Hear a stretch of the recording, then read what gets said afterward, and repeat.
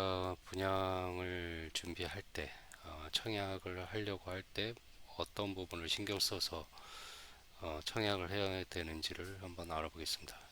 지난번에 한국부동산원 청약홈에 들어가서 그 청약이 하는 아파트들을 확인하는 걸 보셨습니다. 그래서 거기 들어가 보면 오늘은 제일 먼저 위에 올라와 있는 게 라체르보 프로지오 서밋이라는 아파트가 올라와 있습니다. 그래서 한번 들어가 보면 행당동에 위치하고 138세대를 공급을 하고 있네요. 그래서 당첨자 발표일이 9월 10일이 되겠습니다. 그리고 정비 사업이고, 보시면 행당 제7구역 재개발 정비 사업조합이 사업 주체고, 시공사는 대우건설이 되겠습니다.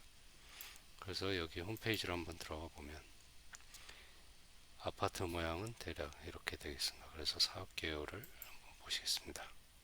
사업 개요를 한번 보시면 행당동에 35층 7개 동 규모로 958세대, 거의 1000세대 가까이 되기 때문에 규모는 뭐 괜찮다고 볼 수 있습니다. 그 중에 일반 분양이 138세대, 주택형은 45, 59, 65로 소형평형으로 이루어져 있는 게 특징입니다.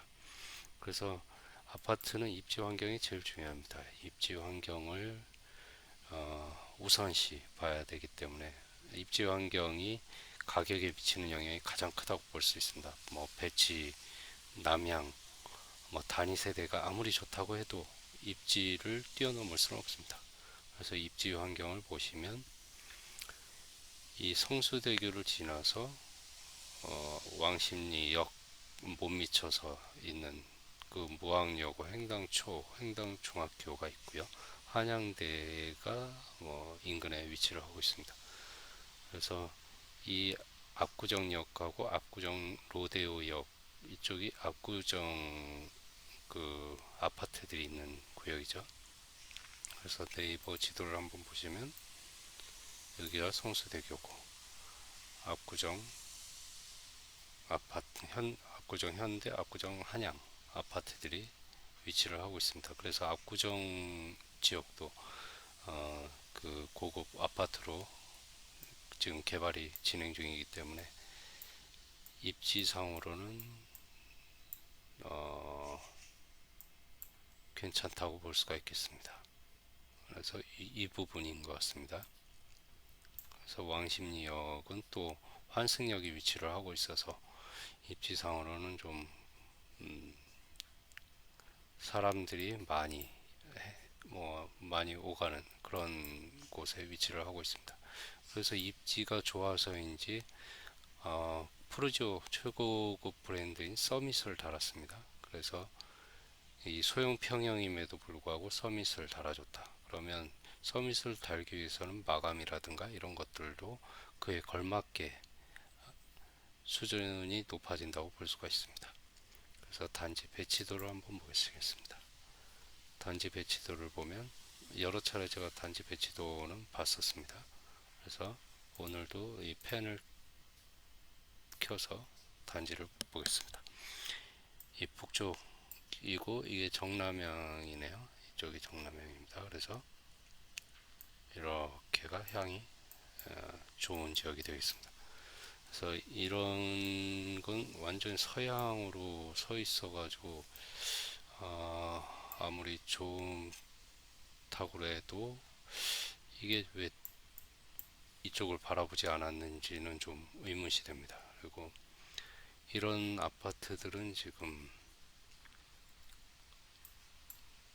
이게 보시면 남서향 이고 서북향의 방들이 서북향을 향하는 그런 형상이 되고요. 이것도 특이하게 여기 이것도 아파트가 이건 평면을 좀 봐야겠는데요. 이쪽이 주향이 여기인지 주향이 이쪽으로 보입니다. 그래서 남향, 남동향, 남서향, 남동향 아파트들이 되겠습니다. 남동향 이거는 완전 남향이네요. 완전 남향. 그리고 이 주변으로 도로가 이렇게 돌아와 있고, 이 근린공원은 기부 체납을 한 근린공원이 아닌가 싶고요. 이 여기가 이렇게가 지금 구역인 거 보니 기존에 있던 근린공원에 추가로 근린공원을 이만큼 조성해서 기부 체납하는 걸로 보입니다. 그래서 도로가 주변에 이렇게 있고요. 그래서 일부 주차장을 여기에 만들어줘서 이걸 개방형으로 한 건지 그거는 좀 알 수가 없는데, 어쨌든 주차장을 지상으로 이렇게 만들어준 것이 특이합니다. 여기도 어린이 공원이 있는 걸로 봐서 이것도 기부 체납으로 보입니다. 주차장과 어린이 공원 다 기부 체납으로 보이고, 이게 대지 경계가 이 안쪽으로 이렇게 들어와 있네요. 여기는 뭐 기존 건물을 존치하는 걸로 보입니다. 그래서 주출입구가 남동향에 하나가 있고요. 이 북쪽에서 주출입구가 또 하나 있습니다. 이 주출입구는 북쪽 출입구가 주출입구로 볼 수가 있겠습니다. 근린 생활시설이 위치하고 있고, 맘스테이션, 그래서 애들 유치원 통학 차량이 이쪽으로 들락거리게 되겠습니다. 여기도 근린공원 1동, 1동, 2동, 3동, 1동, 1동, 2동, 3동, 4동, 5동, 6동, 7동이 되겠네요. 자, 다시 한번 보겠습니다.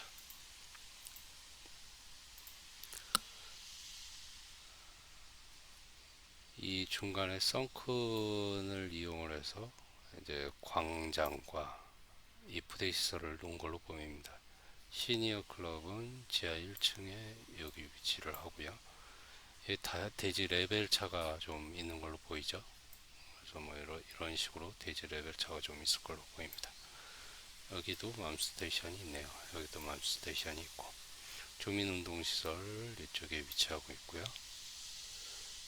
그래서 이게 다 남동, 남서향이라고 말씀을 드렸고, 이런 것들은 이 방들이 북서향을 향하고 있어서 그렇게 위치상 좋지는 않지만, 이런 것들도 어차피 북서향을 향할 수밖에 없습니다.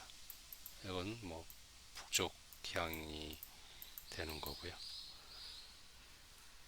그래서 여기까지 보시고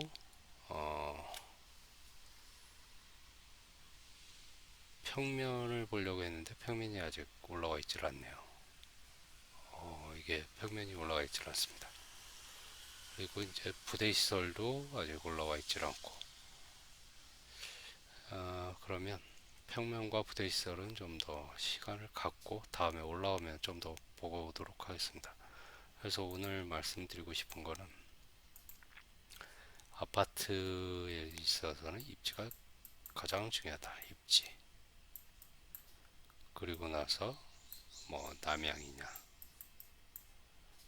그리고 그 아파트가 판상형이냐, 뭐 이런 것, 그리고 이 평면이 얼마나 잘 구성이 되어 있느냐, 방도 넓고 쓰임새 있게 구성이 됐느냐, 이런 것들도 중요하고요.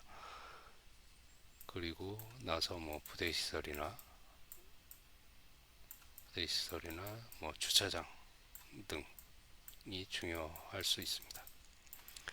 그래서 이 가격 형성은 이쪽으로 가는 게 가격 형성에 가장 영향이 많고요. 이쪽으로 가는 건 가격 형성에 영향이 적다고 볼 수 있습니다. 그리고 사는 것도 마찬가지입니다. 살기 좋을수록 가격이 많이 오르겠죠. 살기가 안 좋을수록 가격은 떨어집니다.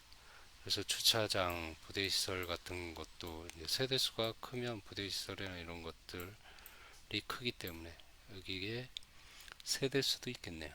여기 입지의 중간 정도의 세대수, 얼마나 대형 세대냐, 세대수도 영향이 있겠습니다. 그리고 이제 주차장 말씀을 드리면, 주차장이 요즘에는 뭐 지자체마다 틀린데 예전에 1.2대 정도 됐습니다. 세대당. 네, 이게 점점 강화되고 있죠. 1.3대, 요새는 뭐 1.4대 이상 하라는 지자체들이 많죠. 그리고 이 고급 아파트들은 뭐 2대, 세대당 2대 내지 진짜 고급이다 그러면 5대 이상 확보를 해주는 경우가 많습니다. 그래서 1.2대라 그러면 한 대 가지고 나머지 0.2대씩 모아서 주차장이 여유가 생기는 거거든요. 그래서 이게 두 집이 있으면 두 집당 한 집은 요새 그 중산층이라고 그래도 엄마 아빠가 맞벌이를 하는 경우면 차가 2대 있는 경우들이 있습니다. 그리고 뭐 여기는 한 대다. 그러면 이렇게 되면 한 집, 두 집 걸러 두 대를 가지고 있는 집이 있다 그러면 이게 1.5대가 되겠습니다. 세대당 1.5대. 그래서 제가 보기엔 세대당 1.5대 이상은 되는 것이 아무래도 주차장 이용하기에는 좀 더 좋지 않을까, 이렇게 생각이 듭니다. 오늘은 여기까지 하고 다음에 이 아파트 평면이 올라오면 다시 한번 보도록 하겠습니다.